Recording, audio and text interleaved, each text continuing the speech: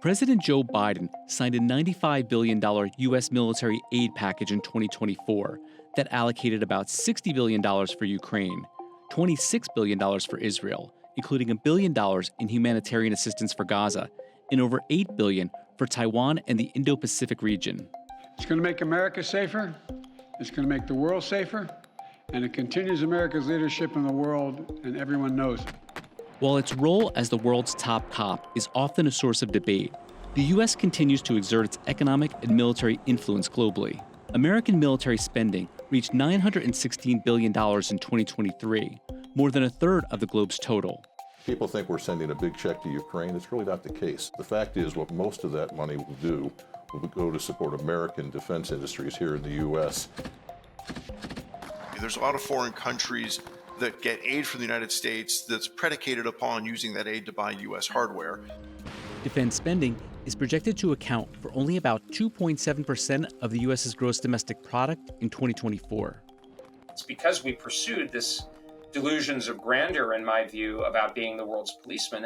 And unfortunately, we are at real risk as a nation of a geopolitical run on the bank because we have made commitments that are well beyond our military's ability to follow through on it. So this idea of increasing global presence is not just expensive, but it is not necessarily making the world safer, and in some places is, in fact, leading to more fighting. So where is the U.S. sending military aid and personnel? And what's the price tag for the American people and the world at large?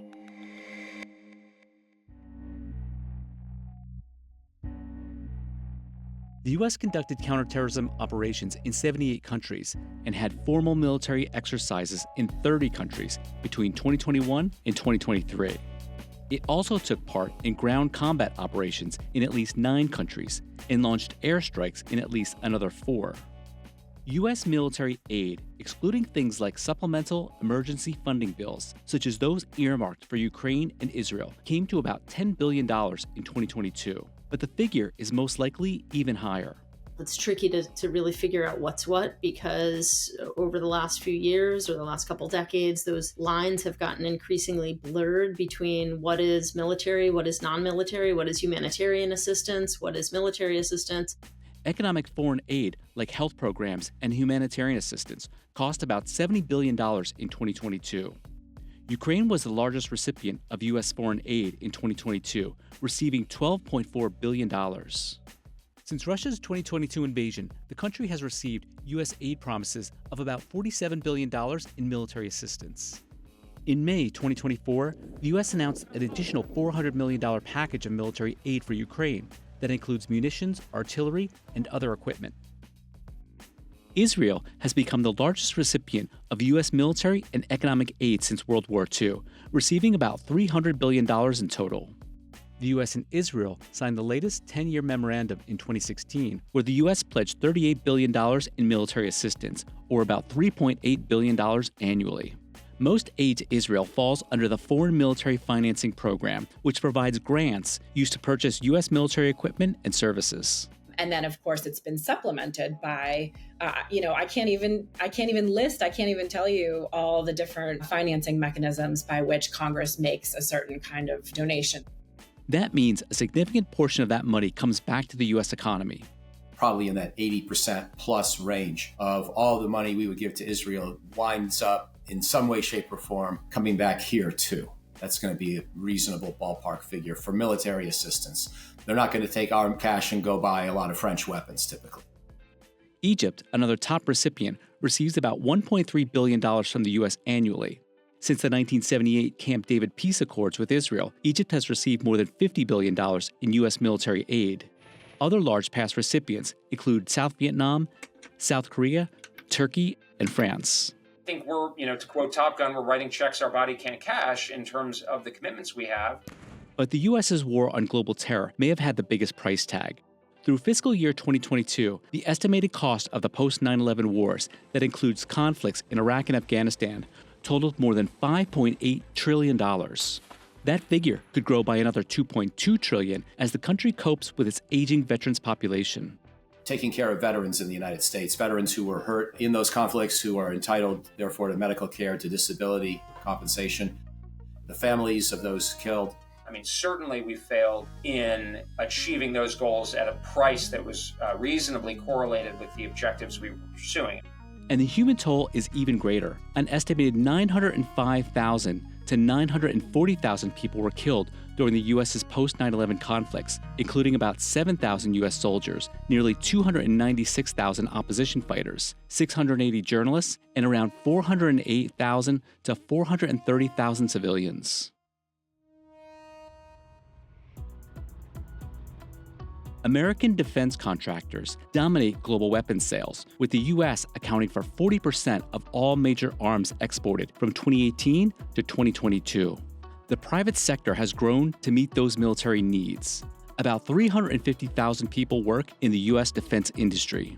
The 5 largest U.S. defense companies had Department of Defense contracts totaling more than $118 billion in fiscal year 2022. Saudi Arabia, the world's second largest weapons importer behind India, has purchased more than 75% of its major weapons systems from the U.S.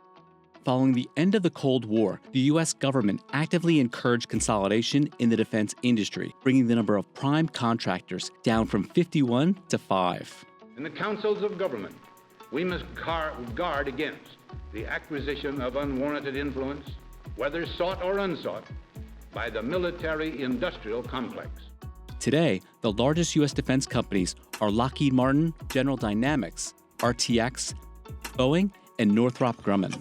Defense companies differ from other industries in that in many cases the federal government is the primary buyer for its products and services. In 2023, General Dynamics won contracts from the federal government for a total of almost $23 billion. RTX had contracts for almost $28 billion, and Lockheed Martin won contracts for more than $68 billion. While defense contractors' stocks have continued to climb in recent years, most have lagged the overall market. They have seen highs, but relative to the market and relative to the aerospace and defense coverage, they've actually underperformed significantly. Only maybe to Boeing have they outperformed. But since the Ukraine invasion, the DoD has seen a big increase in military sales. In fiscal year 2023, U.S. sales of military equipment and hardware set a record of almost $81 billion, including over $62 billion in arms sales to European allies, including Sweden, Poland, and the Netherlands. About another $4 billion came under the Foreign Military Financing Program. So a lot of the sales, certainly of anything that's sensitive, like an F-35 aircraft, for instance, produced by Lockheed, is typically negotiated with a foreign country with the United States government very involved. So the United States government ensures that obviously the contractor gets paid, but it also is responsible for finalizing those contracts. Analysts think the U.S. will likely redouble its efforts towards Russia and China going forward. The U.S. military role is moving closer to Russia and China. It's happening already. Obviously, with Europe, it happened in the aftermath of the February 22 attack by Russia against Ukraine. We've already pushed about 20,000 U.S. military personnel into eastern NATO territory. We need to focus on a balance of power. It's actually kind of a business-like approach. We don't need to destroy or regime change or humiliate China. We can live with China, but we have to negotiate with China ultimately from a position of strength, and that requires working with a coalition of countries in Asia, and they need to see that we're a prudent bet. They need to see we're militarily strong enough. The U.S. military is made up of over 1.3 million active duty soldiers, roughly 800,000 reservists, and backed up by an additional 750,000 civilian employees of the Department of Defense. Another 2 to 3 million contractors work in construction, maintenance, and logistical support of weaponry. About 200,000 U.S. military troops are deployed overseas. Well, it's hard to know exactly the footprint of the United States military, but our military is definitely all over the world. I think you could sort of argue the United States tried to play a kind of world policeman role for, say, the 1990s and into the 2000s. Today, we don't have a military, I think, very, very clearly, I think, that can actually play the global policeman model.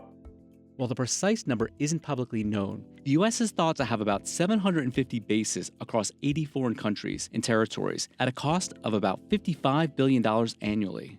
By comparison, there are roughly 270 American embassies, consulates, and missions worldwide. Japan, Germany, and South Korea have the most U.S. bases, as well as the majority of U.S. soldiers. The federal government spent an estimated $6.3 trillion in fiscal year 2023. Defense spending made up 13% of that total. Medicare, Medicaid, the Children's Health Insurance Program, and the Affordable Care Act accounted for 24%, and Social Security made up 21%. The National Defense Authorization Act of 2024 authorized military spending of a record $886 billion, an increase of 3% from the previous year. Defense spending covers everything from salaries and the construction of new bases to the purchase of new planes and ships. It is also used for initiatives like assisting Iraqi forces and Syrian allies countering the Islamic State. U.S. Africa Command, for example, is responsible for DoD operations and exercises on the continent, including partnering with allies like Somalian military forces. One of the things about this idea of the global policeman is that the U.S. is in so many different countries, has really expanded its footprint in Africa in particular in the past few years through what they call counterterrorism operations and training and equipping different forces. The U.S. counterterrorism footprint is still a huge global presence, despite the fact that the U.S. government and the Pentagon are saying that, the global war on terror is over. Various other federal agencies, including the State Department, Justice Department, and Drug Enforcement Agency, also contribute to U.S. military operations, making it difficult to track the exact amount foreign governments and their militaries receive. Global military spending increased for the 9th consecutive year and is thought to have reached roughly $2.4 trillion in 2023. Let's try development and let's try humanitarian aid and maybe the kind of boiling point that we're seeing in so many parts of the world today will force a certain kind of recognition and an attempt to do foreign assistance in a very different way. I think American foreign policy in a republic, a small r, should be focused on the long-term interests of the American people, the citizenry. And that means, in my view, to have a strong defense and to be engaged abroad, but in a more selective and being more like a publicly traded company, where the executives of the company are supposed to benefit the interests of the shareholders.